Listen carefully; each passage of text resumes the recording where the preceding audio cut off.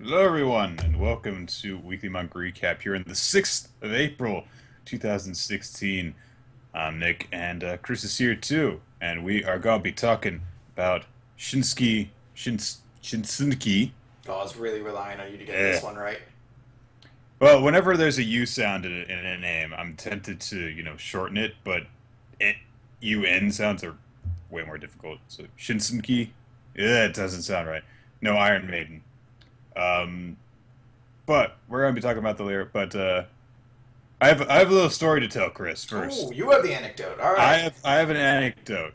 Okay, so as you can probably tell by looking behind me, I'm in an unfamiliar location currently. That's because I'm house sitting for a couple of friends right now. Ah, I thought you had Uh, a lot of rainbow-colored stickers behind you. It's like Nick. It's awesome. Good for you, man. so and here's their cat. So in order to get set, I went to the grocery store to grab a few things.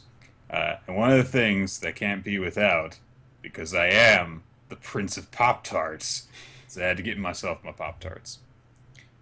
So I go to the store and I get that. And by the way, you can always tell when I'm getting food just for me because it's like, sure, I could have chicken pot pies every day. Why not?